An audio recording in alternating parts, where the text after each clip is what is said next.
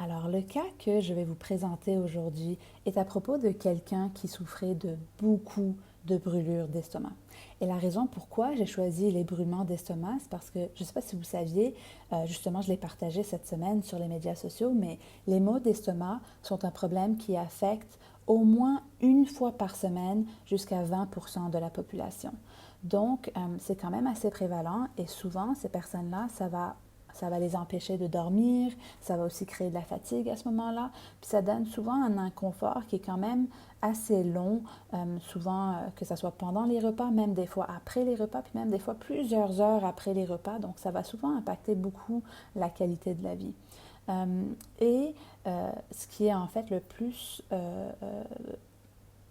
surprenant, c'est que des statistiques démontrent que 50 à 70% des gens qui essaient différents traitements ne retrouvent pas de soulagement. Donc, j'avais très hâte de vous montrer cette étude de cas. Donc, justement, c'est la première vidéo d'une série d'études de cas. Donc, j'espère que vous allez aimer ça. Justement, je compte sur vous pour avoir du feedback. Mais en gros, j'ai décidé de faire ce genre de série que j'appelle des études de cas parce qu'on me demande souvent si, par exemple, avec l'approche de la médecine fonctionnelle, puis si jamais vous ne savez pas trop c'est quoi cette approche, ne vous en faites pas, je vais vous l'expliquer dans quelques secondes. Mais en gros, on me demande souvent si nous, à la clinique, on peut aider des gens avec ce genre de maladie ou ce genre de symptômes ou quoi que ce soit. C'est toujours très difficile pour nous de dire, de donner des détails là-dessus parce que avec l'approche de la médecine fonctionnelle, qui est beaucoup à propos de rechercher les causes sous-jacentes de différents symptômes, c'est des fois un symptôme, un même symptôme peut être causé par trois différentes causes et des fois une même cause peut causer différents symptômes. Donc c'est là que c'est un travail beaucoup plus de détective et un travail tellement personnalisé que juste en entendant un symptôme, c'est quasiment impossible pour nous de dire si jamais on sait que ça va s'améliorer ou pas ou si jamais on peut optimiser certaines choses ou pas. Mais des fois, en montrant des études de cas, donc des études de cas, c'est quoi? C'est des exemples de nos membres qui ont fait nos programmes cliniques et de justement qu'est-ce qui s'est passé quand ils ont fait leur programme clinique. Et donc, ça donne une idée en gros, mais rappelez-vous que ça ne veut pas dire que ça va être la même chose pour certaines personnes qui ont le même symptôme. Ça va vraiment dépendre. Puis, on va en parler justement à la prochaine diapo. Mais sachez que aussi pour garder non seulement le tout le plus simple à comprendre. On n'a quand même pas mis tous les détails de tout ce qui est fait durant le programme clinique. Et ça, c'est pour deux raisons. La première, on a voulu garder le tout anonyme par respect à ceux qui ont fait leur programme parce que c'est quand même partagé en ligne. Et numéro deux, pour essayer de garder les capsules le plus faciles à consommer parce que les gens qui me connaissent savent que moi, je pourrais parler pendant des heures et des heures. Donc, en gros, si jamais vous voulez avoir plus de détails sur c'est quoi la méthode PASS justement qu'on utilise dans nos programmes cliniques, c'est justement 7 étapes pour avoir des résultats durables dans notre santé. Le tout est expliqué dans un webinaire qui est quand même plus long. Mais qui explique vraiment tous les détails. Certaines personnes, des fois, quand ils voient la longueur, ils ont un peu peur. Mais à chaque fois qu'on a demandé qu'est-ce qu'on couperait, les gens nous ont dit non, j'en aurais pris encore plus. Et donc, n'hésitez pas à le regarder au complet. Puis souvent, je vais recommander même de l'écouter avec les gens avec qui vous partagez votre lieu de vie. Parce que souvent, c'est ceux avec qui on habite qui vont être affectés si jamais tout d'un coup, on essaye de changer notre style de vie. Donc, en tout cas, je vais vous en parler à la fin puis vous donner les liens si c'est quelque chose qui vous intéresse. Et donc, moi, j'ai l'intention quand même de publier régulièrement des vidéos de ce type. Donc, j'ai vraiment besoin de vous pour m'assurer que je publie des sujets qui vous intéressent. Donc, un j'aime ou quoi que ce soit me donne des informations, mais aussi les commentaires m'encouragent à non seulement continuer, mais aussi ajuster le contenu en fonction de vos attentes. Puis, un partage de la vidéo peut aider d'autres personnes aussi à découvrir qu'il y a des solutions solutions peut-être possibles pour eux. Donc voilà, j'ai hâte de vous entendre. Et pour ceux qui ne me connaissent pas, je m'appelle Natacha Azrak, j'ai un bac en nutrition de l'Université McGill, mais quand j'ai découvert l'approche de la médecine fonctionnelle, justement une approche qui recherche le pourquoi de nos symptômes, vous allez justement comprendre en voyant les 7 étapes que moi j'ai développées avec mes années d'expérience pour plus facilement appliquer cette approche. Parce que des fois, ça peut ressembler à du chinois. Donc, vous allez voir, avec les 7 étapes, ça le rend beaucoup plus clair et beaucoup plus facile à appliquer. Donc, dans le webinaire, on explique beaucoup plus les détails. Mais en gros, moi, cette approche a tellement changé ma vie et ma pratique que j'ai laissé la nutrition conventionnelle de côté. Et aujourd'hui, je suis focalisée uniquement sur cette approche. Et j'ai justement été la première francophone au monde avec la certification de l'Institut de médecine fonctionnelle et aussi la certification du protocole WALS, qui est un programme qui supporte les gens qui ont la sclérose en plaques et d'autres maladies auto-immunes. J'ai aussi enseigné à l'Université de Montréal cette approche pour essayer justement d'outiller le plus de professionnels de la santé pour que cette approche devienne la plus disponible possible. Donc, on a une grosse passion à propos de ça chez Univers Vital. Et j'aime toujours quand même porter attention une petite explication parce que même si le nom de la certification, c'est la médecine fonctionnelle, c'est juste le nom de la certification, ce n'est pas de la médecine. Il faut toujours faire votre suivi médical avec votre médecin. Et comme je disais tout à l'heure, les cas qu'on montre aujourd'hui ne veulent pas dire que vous allez avoir les mêmes résultats. Justement, c'est juste pour illustrer, donner des idées parce qu'on reçoit énormément de questions à propos de différents symptômes, mais ils ne sont pas là pour représenter ou donner une garantie ou donner ou ils ne veulent pas dire non plus que vous allez avoir des résultats similaires. Ça va vraiment dépendre de plusieurs facteurs. Et ici, j'ai justement mis par écrit tous les points importants à garder en tête. Donc, vous pouvez mettre pause et lire le tout si ça vous intéresse. Sinon, si ce n'est pas la première fois que vous m'écoutez, on va passer tout de suite à l'étude de cas. Alors, pour l'étude de cas sur les brûlements d'estomac et le reflux, la personne que je voulais présenter, c'était une femme de 58 ans quand elle est venue à la clinique. Et sa raison de consultation, c'était qu'elle avait des reflux œsophagiens depuis septembre 2017. Ils existaient avant de temps en temps, mais ils étaient devenus de plus en plus existants en septembre 2017. Et avec son médecin, elle avait essayé toutes sortes de médicaments antiacides et elle avait essayé plusieurs produits naturels aussi, des produits aussi de bonne qualité. Quand je les avais regardés, ce n'était pas nécessairement des mauvais produits parce qu'elle avait consulté beaucoup de différents naturopathes et même un praticien en médecine fonctionnelle qui est quand même très intéressant parce qu'on va voir tout à l'heure ce qui fait la différence entre quelqu'un qui des fois, il y a certaines personnes qui peuvent avoir fait peut-être un cours et qui n'ont pas nécessairement l'expérience ou la méthode aussi pour que ça fonctionne vraiment. Donc, on va en parler. Et elle avait même été en Belgique pour essayer de trouver de l'aide. Elle était très stressée, angoissée. Elle avait vraiment peur qu'elle ait une maladie grave. Ça faisait 4 ans qu'elle avait de la douleur à son estomac de façon incontrôlable. Elle avait perdu 30 livres dans les derniers 6 mois. Elle était très inquiète, puis elle ne mangeait pas comme les autres parce qu'elle essayait de contrôler ses douleurs. Donc, ça l'a gardée dans énormément d'isolation. Donc, elle était très isolée socialement aussi. Et juste avant, quand elle est arrivée aussi, avec différents professionnels, elle avait fait aussi des tests de sel pour voir, puis il avait démontré certaines mauvaises bactéries. Donc, au niveau de la médecine fonctionnelle, c'est beaucoup une approche qui va regarder la flore digestive.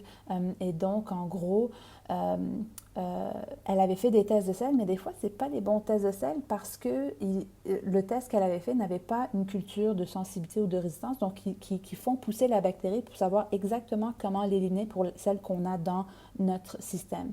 Donc, pour les tests de sel, des bons tests de sel doivent avoir toujours cette fonctionnalité. Puis des fois, c'est comme si on paye pour des tests, mais si jamais on n'a pas choisi la bonne option, que ça aurait coûté peut-être quelques sous de plus, et là, on aurait pu concrètement savoir quoi faire. Et là, elle avait aussi un parasite. Donc, elle avait essayé différentes choses. Il y avait certaines bonnes choses qui avaient été faites, mais pas dans le bon ordre. Puis c'est là que moi, je parle beaucoup passe, qui est un peu ce qu'on appelle le protocole d'activation séquentielle des systèmes du corps, parce qu'il y a une séquence spécifique qu'il faut faire, qu'il faut travailler sur chaque différent système du corps pour avoir des résultats. C'est justement ce que j'explique en gros détail, les 7 étapes dans le webinaire, mais en gros, on va regarder comment on a suivi ces 7 étapes pour cette personne-là. Et donc, c'est le système de digestion. Et donc, en gros, le système de digestion, c'est quoi? C'est de notre estomac qui, lui, son travail, c'est de transformer nos aliments en petits morceaux pour qu'on puisse justement les absorber ensuite dans nos autres systèmes. Et donc, la première chose qu'il faut toujours voir en premier pour s'assurer que notre digestion se fait bien, c'est de vérifier si jamais il y a la présence d'une bactérie qui s'appelle le Helicobacter pylori. Parce que la présence de cette bactérie peut non seulement causer des brûlures d'estomac, mais aussi vraiment créer des ulcères, donc un peu ce qu'on appelle des trous dans notre estomac, puis créer des saignements, puis après même des problèmes d'anémie, après si on saigne beaucoup. Donc c'est très important de le vérifier, surtout si on a des brûlements d'estomac, parce que ça peut être causé par une bactérie, puis à ce moment-là, si on l'enlève, ça règle le problème. Puis pour cette dame, son test était négatif. Donc ensuite, on a l'acidité. En fait, c'est un petit test qu'on fait tout simplement à la maison pour s'assurer qu'on a une bonne quantité d'acidité pour qu'on s'assure que cette acidité permet de bien digérer. Et tout était beau à ce niveau-là pour elle. On va passer au prochain système. La deuxième étape, le système d'absorption. Et donc, comme tout au niveau de notre système digestif, on a le système de digestion qui est au niveau de l'estomac qui permet de digérer les aliments.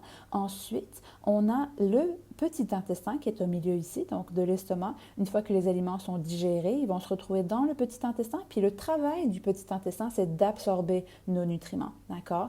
Puis ensuite, une fois qu'on a absorbé tous nos nutriments, c'est quoi qui va rester? C'est les fibres. Les fibres ne s'absorbent pas et donc à ce moment-là, les fibres vont se retrouver dans le gros intestin par là. Puis ensuite, le gros intestin, son travail, c'est de condenser les fibres puis de former nos selles, justement, et ensuite de pouvoir permettre l'évacuation, mais aussi ce qu'il faut comprendre, c'est quand on parle de flore digestive, de nos jours, le microbiote est de plus en plus important. Quand on parle de flore, nos bactéries se retrouvent majoritairement dans le gros intestin. D'accord?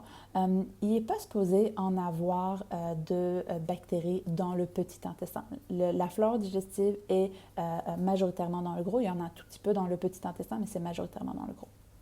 Mais ce qui arrive des fois quand ça fait trop longtemps qu'on a des mauvaises bactéries dans le gros intestin, c'est que ceux-là peuvent se multiplier et se retrouver dans le petit intestin. Puis à ce moment-là, quand ils se retrouvent dans le petit intestin à la mauvaise place, c'est là que ces bactéries peuvent empêcher qu'il y ait une bonne absorption. Donc souvent, le symptôme typique, c'est que les gens vont se sentir bien le matin, leur ventre va être plat, puis là, dès qu'ils mangent leur repas, c'est comme si leur estomac va gonfler de plus en plus, puis au souper, ils vont avoir l'air 3-4 mois enceintes, d'accord? C'est parce que quand les aliments arrivent dans le petit intestin pour se faire absorber, là, les bactéries commencent à les fermenter, alors qu'ils sont supposés fermenter juste dans le gros intestin. Donc, la seule façon de savoir si jamais il y a des bactéries dans le petit intestin, puisque les selles ne sont pas encore formées ici, dans les tests qu'on fait de selles, on ne peut pas voir si jamais il y a des bactéries ici.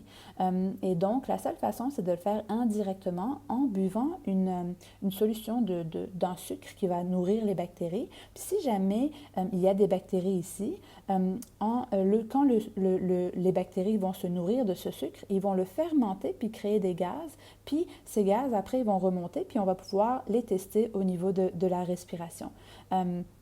Puis en fait, j'avais oublié de le mentionner ici, mais quand que les bactéries retournent dans le petit intestin, c'est ce qu'on appelle une surcroissance bactérienne au niveau du petit intestin, ou en anglais Small Intestinal Bacterial Overgrowth, ou l'acronyme SIBO, SIBO. Si jamais, il y a beaucoup d'informations sur Internet. Moi, je conseille souvent de ne pas trop aller regarder sur Internet parce que ça se contredit énormément, puis les gens le font à tort et à travers. C'est vraiment pas très, très bien informé sur Internet. Mais en gros, je vous définis ce que c'est, d'accord? Et donc, comment savoir si jamais on en a? Comme je disais, c'est en donnant le sucre à ces bactéries et en voyant s'ils fermentent des gaz en faisant un test respiratoire. Donc, c'est un test très simple qu'on peut faire de chez nous à la maison. C'est sûr qu'il y a une diète spéciale à faire la veille, etc. Mais en gros, pour cette personne, quand elle a fait son test respiratoire, il est sorti positif parce qu'on devrait être en dessous de 12 en théorie. Je n'aurai pas le temps de rentrer dans tous les détails, mais en gros, quand il est sorti positif, on l'a mis sur son protocole, puis dès qu'elle a commencé son protocole, elle a commencé à avoir une amélioration au niveau de ses reflux. Par contre, quand on a fait un deuxième test pour voir si ça avait bien fonctionné, le test est revenu plus élevé. Et donc souvent, ça peut arriver que quand que les bactéries sont résistantes au protocole, aux herbes, puis de nos jours, on a de plus en plus de résistance, surtout pour les personnes qui ont essayé différents produits naturels dans le passé, différentes herbes, ben, si jamais les bactéries ont été en contact avec ces herbes, puis qu'elles sont devenues, disons, intelligentes, puis qu'elles ont créé, elles sont devenues résistantes, elles ont comme trouvé une façon de muter et de ne plus répondre à ces herbes-là, ben, à ce moment-là, il peut y avoir plus de résistance. C'est donc à ce moment-là qu'elle se multiplie encore plus pour se protéger puis ne pas mourir, disons. D'accord?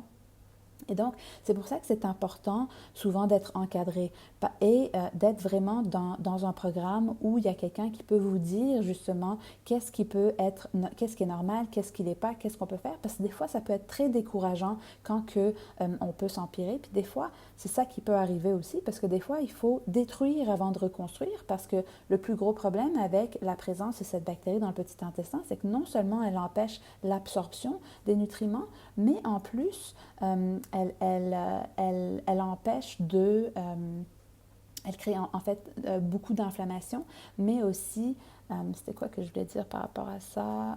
Elle empêche l'absorption des nutriments. Je ne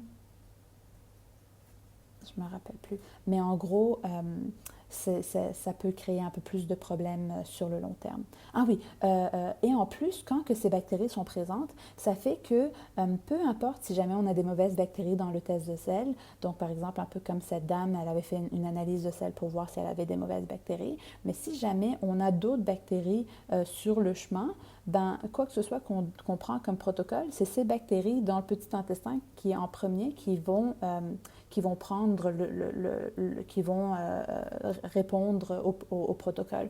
Et donc, souvent, c'est comme s'il y a une étape de plus qu'il faut qu'on fasse avant pour s'assurer que ça part. Puis là, donc, ça c'était en novembre 2019, parce que le protocole prend, en fait, il y a différentes façons qu'on peut l'éliminer, puis la majorité des gens vont prendre le protocole qui dure 6 à 8 semaines. Mais il y en a des protocoles plus courts, mais ils sont plus drastiques, disons. Et donc, en gros, après, en novembre, quand c'était positif, on l'a remis sur un autre protocole. Et là, en janvier 2020, elle était complètement découragée, à un point qu'elle voulait arrêter. Puis c'était drôle parce que quand que j'ai choisi de vous montrer ce cas, moi je me rappelais plus de cette partie-là qu'elle voulait arrêter. Puis j'étais un peu en retard en créant cette vidéo aujourd'hui. Je suis comme quasiment, on va le mettre sur la page quelques minutes après que je l'ai fini de filmer.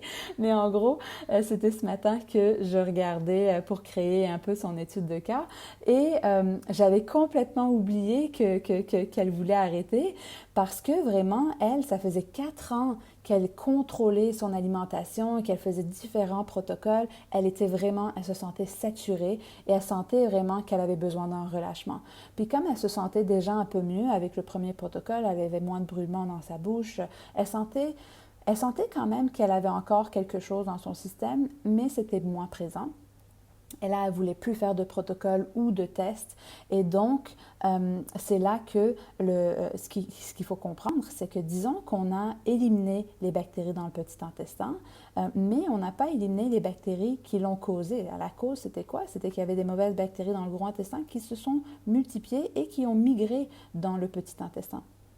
Donc, si on élimine les bactéries dans le petit intestin, mais après, on n'élimine pas la cause, ben ça va revenir.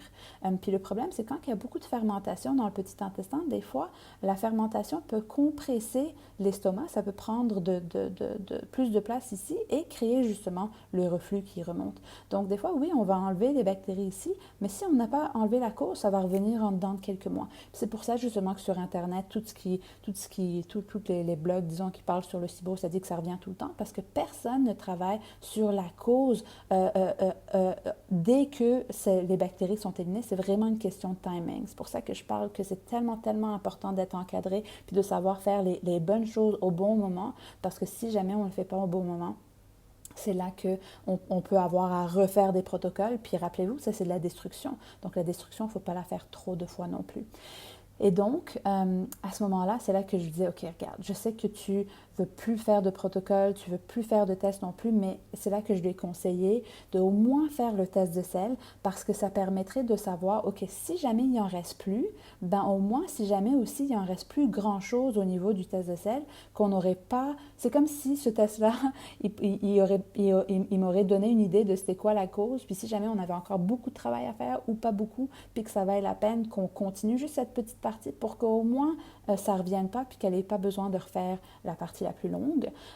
Et donc, à ce moment-là, on est passé justement à la troisième, le fermentation. Parce que rappelez-vous, c'est dans le gros intestin que les bactéries sont présentes puis qu'elles fermentent, qu'elles font la fermentation. C'est dans le gros intestin qu'elles sont supposées être. Et donc, pour évaluer les bactéries dans le gros intestin, c'est tests de sel. Et à ce moment-là, c'est souvent, dans le webinaire, je donne un peu plus de détails sur c'est quoi ces tests, mais en gros, ils vont nous donner une idée à propos de nos bonnes bactéries pour qu'on soit capable de savoir si on doit les nourrir plus ou pas, donc pour pouvoir personnaliser ça. Ça va nous donner toutes les mauvaises bactéries. Et donc là, justement, quand on est dans le vert, ça veut dire que toutes ceux-là ne sont pas mauvaises. Et donc ça, c'est les résultats de la dame. Puis quand on les a vus, on était tellement heureux parce que justement, il n'en restait plus de mauvaises bactéries. Donc le protocole qu'elle avait fait de novembre à janvier, puis même si elle ne l'avait pas terminé, puis qu'elle était complètement découragée, il avait quand même très bien fonctionné. Donc ça faisait aussi que on pouvait, en fait, on n'avait même plus, il ne restait plus aucune mauvaise bactérie. Donc on n'avait plus de destruction à faire. On pouvait tout de suite faire la réparation parce que quand on a les bactéries dans le petit intestin, tout ce qui est réparation, tout ce qui est quasiment bon pour la santé des probiotiques, tout ce qu'on utilise pour réparer la flore, les fibres, quasiment les meilleurs aliments, les brocolis, en tout cas, tous ces bons aliments, ils la nourrissent encore plus, mais à la mauvaise place. Donc, c'est important de faire les choses dans le bon ordre, mais une fois qu'on n'a plus ces bactéries dans le petit intestin, puis une fois qu'on n'en a plus dans le gros, c'est là, surtout dans le petit, c'est là qu'on peut vraiment travailler sur les bonnes bactéries puis faire la réparation pour qu'on ait une bonne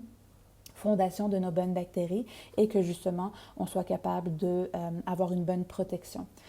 Et donc, et dans le webinaire, j'explique pourquoi la flore est importante, puis plus d'informations. Mais en gros, dans ce cas-là, ce que je trouvais quand même intéressant, c'est que des fois, l'intuition de la personne peut être aussi est un facteur très important. Donc, un peu comme cette dame, elle disait, j'ai plus envie de faire de protocole, mais des fois, il faut écouter un peu nos émotions aussi. C'est pour ça que j'aime tellement nos programmes, c'est parce qu'on est là on est là aussi entre les rendez-vous. Des fois, il peut y avoir des découragements entre les rendez-vous, mais on est toujours là à l'écoute parce que c'est ce qu'on appelle le partenariat thérapeutique. Le clinicien va donner l'information pour que la personne comprenne ses symptômes, mais c'est la personne qui est vraiment maître et experte de son corps et qui ressent un peu si quelque chose est normal ou pas. Et donc souvent, cette intuition-là, il faut l'écouter, puis il faut en parler.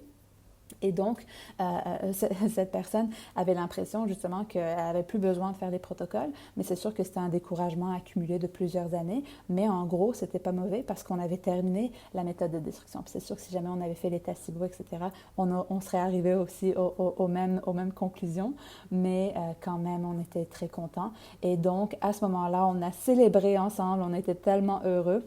Et c'est à ce moment-là qu'elle a décidé de continuer pour vraiment finir de réparer la fondation et que ça ne revienne pas. On est arrivé à faire la réparation au niveau du système de fermentation, donc dans la flore, et Et en fait, ces 3 prochains systèmes, dépendamment de si jamais il y a beaucoup de choses qui sont débalancées, des fois peuvent se faire d'un coup. Et donc, on va passer un à la fois. Mais en gros, pour le système de métabolisation, puis en gros, à ce moment-là, ce qu'on fait, c'est on fait une diète d'élimination où on élimine les aliments les plus inflammatoires pendant 30 jours. Et après, on les réintègre un à la fois pour voir si jamais il y a certains aliments qui créent un peu plus d'inflammation, pour savoir pour chaque personne, c'est lesquels les aliments qui causent plus de problèmes. Et à ce moment-là, pour qu'on travaille pour comment éliminer cette mémoire et que ça ne devienne plus un problème. Et c'est pas nécessairement, oui, c'est une diète un peu plus stricte à ce moment-là, mais c'est juste pour 30 jours. Puis c'est pas nécessairement difficile, c'est juste que c'est différent des fois. Donc, on donne quand même beaucoup de ressources, des recettes, pour que ça soit plus facile. Et c'est à ce moment-là aussi qu'on détermine la vitesse de métabolisation. Différentes vitesses. Puis ça, je donne beaucoup de détails dans le webinaire. Il y a une vitesse rapide, régulière, lente ou très lente. Et pour cette personne, elle avait commencé en mars et à ce moment-là, elle avait une métabolisation régulière et c'est là qu'elle a eu que les ballonnements ont diminué. Elle avait moins de douleur aussi dans les articulations. C'est là aussi qu'elle a pris un peu de poids puis elle se sentait moins anxieuse. Donc le poids qu'elle avait beaucoup perdu les 6 mois avant qu'elle fasse son programme clinique, elle avait été capable d'en reprendre. Donc elle était très contente et elle avait aussi un meilleur sommeil, mais elle avait quelques nuits avec des chaleurs. Et on passe au prochain.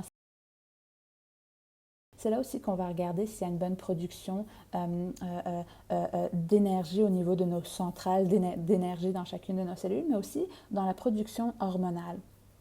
Et donc, cette dame, à la base, on n'avait pas nécessairement planifié de faire un test d'hormones parce que ça n'avait pas nécessairement de symptômes de déséquilibre hormonaux, mais ça allait quand même tellement bien. Puis elle a dit, j'ai des chaleurs ici et là, j'aimerais aller le vérifier. Donc, à ce moment-là, on a rajouté le test d'hormones. Et je vais juste montrer une partie du test d'hormones parce que c'est intéressant. Ça, c'est le cortisol, qui est l'hormone à 4 différents moments de la journée. Donc, le matin, midi, souper et au coucher. Le cortisol, c'est l'hormone de l'inflammation et aussi l'hormone de stress. Et donc, cette hormone est supposée être dans le bleu foncé. Donc, on était super content aussi pour elle de voir qu'elle était vraiment dans la norme au niveau de cette hormone-là, parce que ça montrait qu'on avait fait une bonne réparation au niveau de l'intestin, parce que l'intestin est un des organes, disons, qui crée le plus d'inflammation quand on a une mauvaise flore. Et on avait aussi regardé son hormone du sommeil, qui est la mélatonine.